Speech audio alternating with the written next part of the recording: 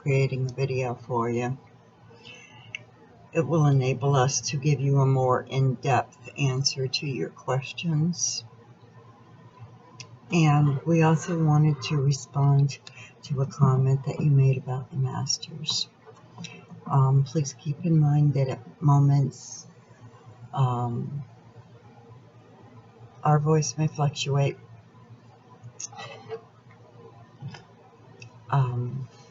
We connect to the energy, we channel it.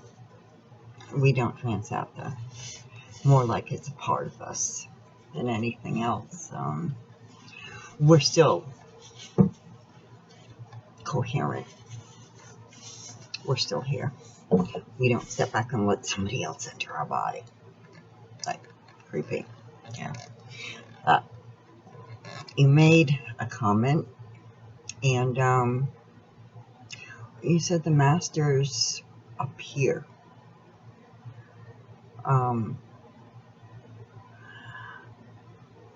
You know, yeah, they appear. You're right. Because they consider themselves masters. Masters would come from the ego. Masters are the ones that have slaves. We don't agree with slavery. There's a difference. So no, we don't consider ourselves a master. We're just us, who we are. And every day is a new experience, and we gain more knowledge in who we are in our own true self. It's an interesting journey, to say the least.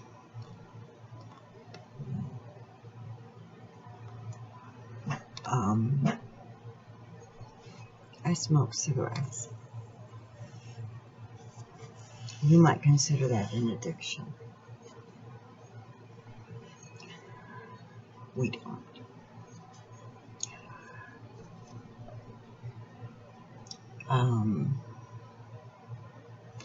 The government tells you that smoking is bad for you. The doctors tell you that smoking is bad for you. Flip the coin. Churches use it. Shamans use it. Spiritualists use it. Wiccans use it. All of your spiritual practices, Native Americans use it. Use tobacco. Use smoke. They use it for healing. They use it because smoke is sacred. Man-made cigarettes that have the additives, it's the chemicals that are harmful to you when you're in that phase. That shifts after a while when you begin to see the depth of the illusion. But it comes with growth. It comes with awareness. We go from being asleep to awake to aware. Big difference. Wow. Yeah. Okay.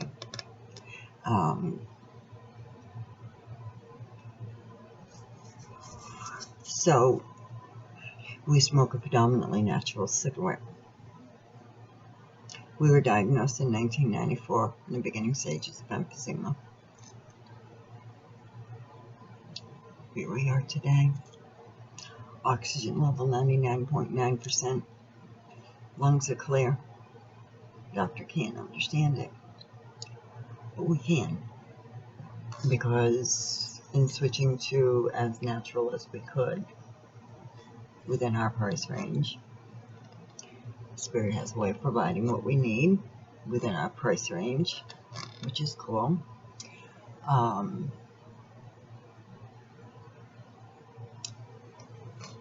It's the intention that you smoke with. If you pick up that cigarette and you say, you know it's going to harm you, and you believe what the government and the doctors are telling you, you believe in a lie. And your body will respond. If every time you smoke a cigarette, you think, I'm getting cancer, or I'm putting another nail in my coffin, or any negative thought. That's what the smoke is going to do. If you smoke it with the intention of honoring your body, of honoring spirit, and realizing the healing properties of it and stuff, you heal. Pretty interesting how it goes.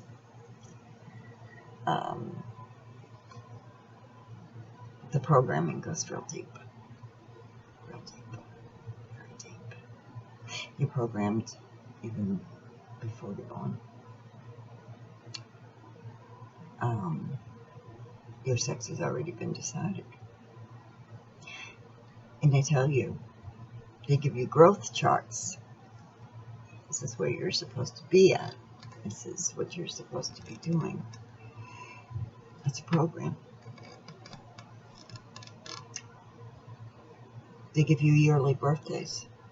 That's a program. But totally different subject.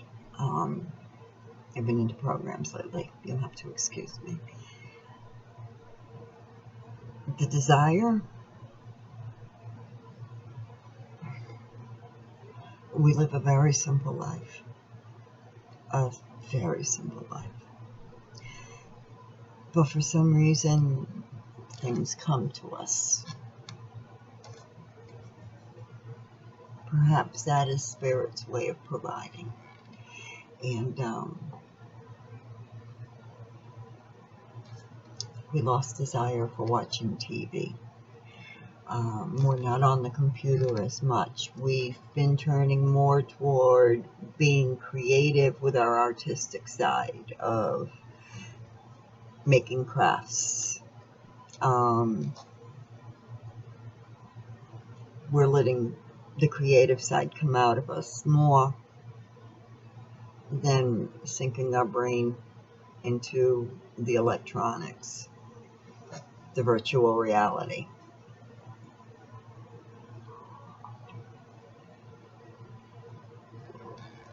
When you experience the first time the passion,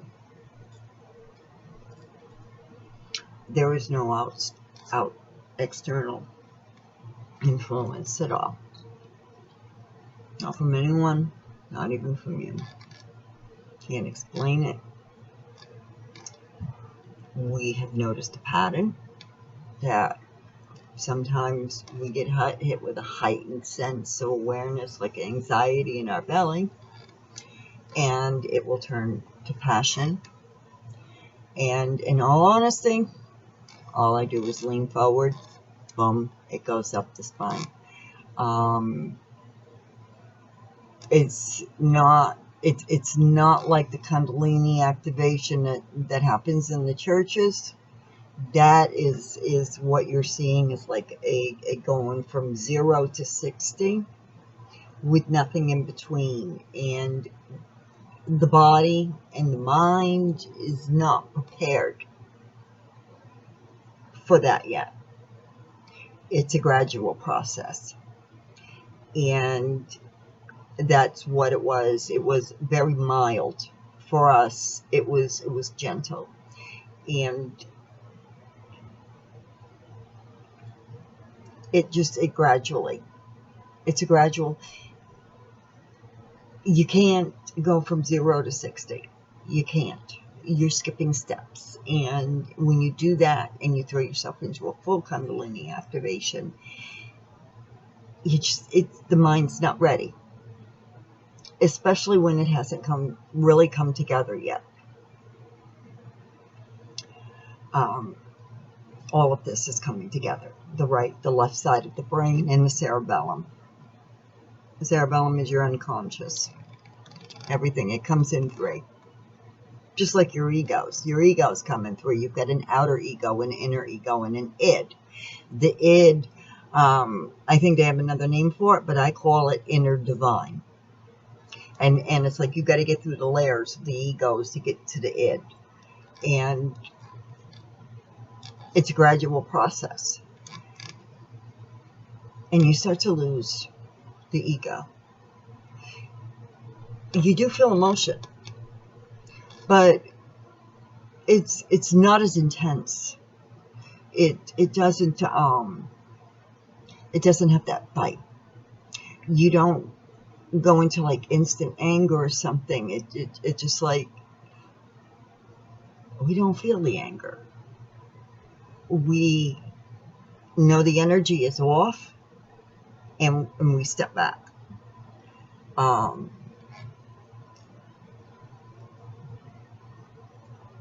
It's weird. It's weird. You still have emotions, but they're not enhanced. The ego is the egg, the pineal gland, ego. Manly pee hole. Charlie, please. Okay? Come on. It's a good boy. Thank you.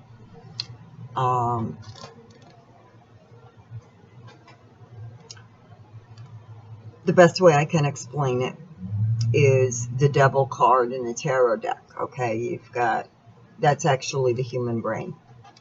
That's how we perceive it. That's our perspective at this time. You've got the masculine on one side, the feminine on the other. That's the right and the left side of the brain, because you've got a masculine side and a feminine side. And there's a chain that goes to a column. And the column is the cerebellum. That runs down your spine, and it connects to the sciatica. There's a lot to it. But what sits on top of the column is the devil. And that's the ego. That's the egg right here. Because when you start waking up, it's everything you see from a surface point of view. So the ego takes over. It doesn't understand. And the reason why the ego doesn't understand is because we weren't given the knowledge. Okay? There were those that were supposed to keep on with the teachings, and they didn't. Instead, they did something else. Don't know the whole story, but there was a sacrifice. There was 2 sacrifices made, one from the feminine side and one from the masculine side. It goes deep. It goes very deep. Sometimes I wonder if I'm not, maybe I'm laying in a coma somewhere, and this is nothing more than me walking through my consciousness. You know, it's an interesting thought. But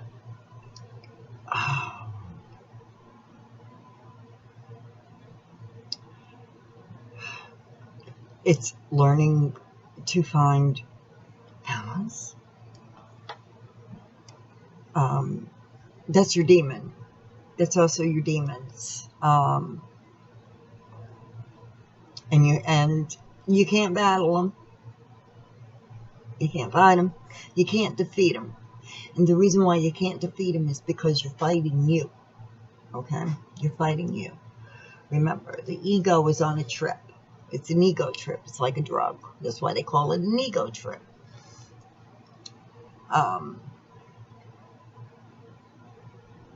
But as you walk through your path, you begin to realize, you know, we are a species that like to sit there and point the finger. This person is responsible. That person is responsible. No, they're not. No, they're not.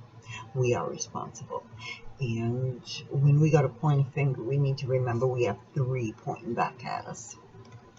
Yeah. We need to reflect upon it. Look at it. And ask ourselves, what is it within ourselves that we're refusing to acknowledge? That is how you come face to face with your demons. It's called the dark journey of the soul, the red road, the narrow path. Christ's consciousness walked it. Many names for it. These are just a few. journey of the hermit, the fool's path, more known as the fool. Interesting. That, matter of fact, the day I was born, number one song was about a fool. Yeah. Oh, interesting. The symbology. But that's basically what it is. It's all symbology. It's about balancing the masculine and the feminine and coming to meeting in the middle with your ego. And eventually the ego, because it's its own essence, it's its own personality. If you were to look into Greek mythology gave organs and emotions and everything.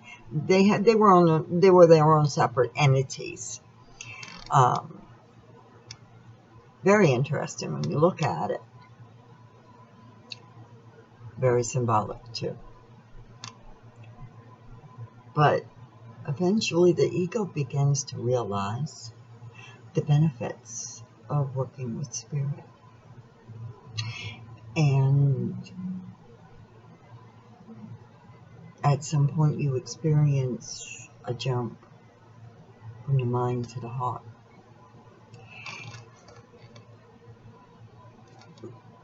But here's the kicker, okay? I've experienced the jump from the mind to the heart 3 times.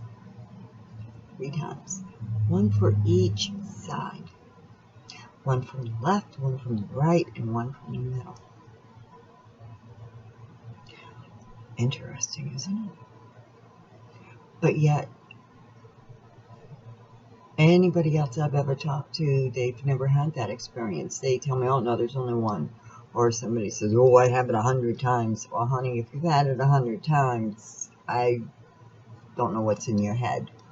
I don't think at that point that person is understanding the depth of where I'm coming from. I think it's more of a love at first sight ego thing, you know what I'm saying? But it's not. And each jump is a different experience. And as much as I would like to share these experiences with you, this is where I'm not going to, because if I did that, I would be programming you for an experience. And kind of like a placebo. Doctors do it all the time with medications. You watch a commercial, they give you the side effects, everything. They're not stupid.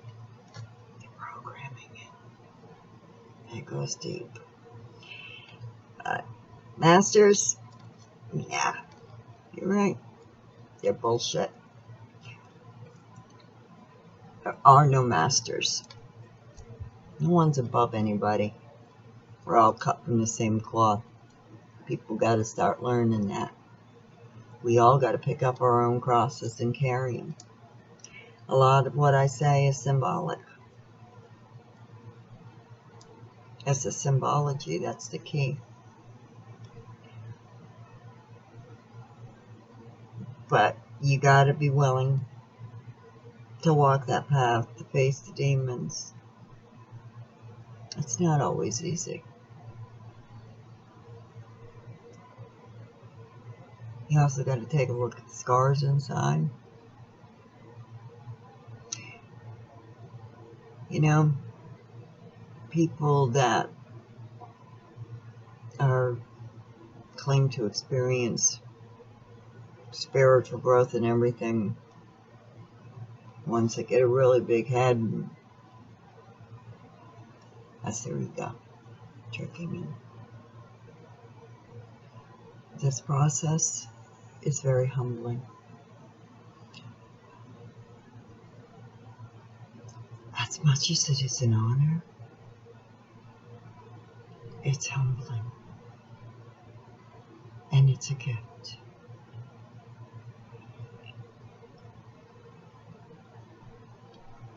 No, we have no interest in cardinal pleasures. When we look at another person, especially a masculine, we look at them as a person. We do not look at them as a prospect. There's just no interest there. Do we have male species interested in us? Unfortunately, yes. But we've made it very clear. We are already spoken for. And that time shall come, like a seed, when the fruit is heavy upon the tree and ready for harvest. Then will be the time.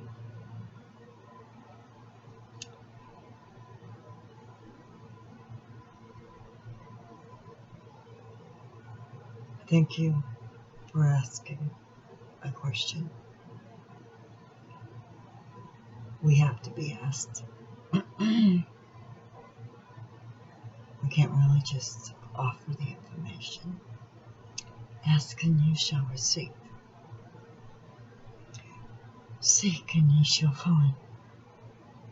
But you have to seek it.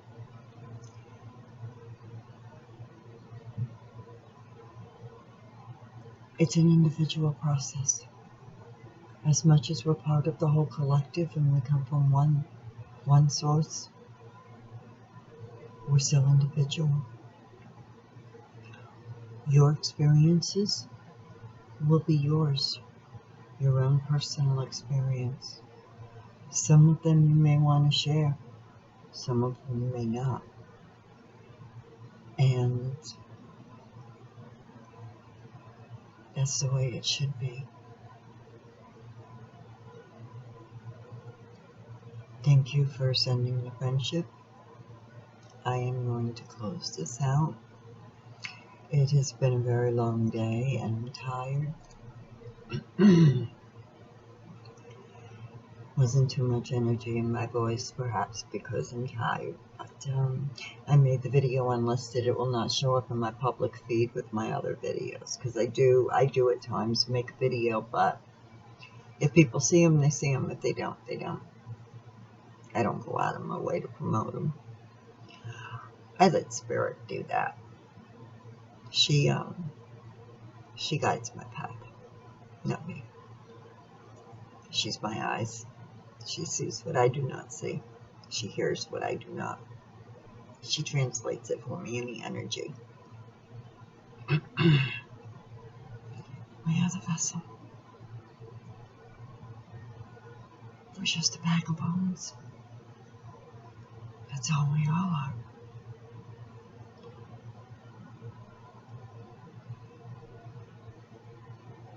We're very close to something. Not sure what. But if we can be of any assistance, if you would ever like to chat, we would be most happy to. You enjoy your day, and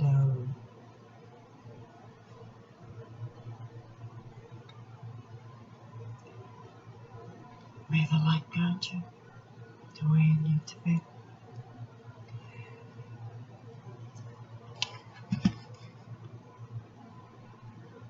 Have a good day. Thank you.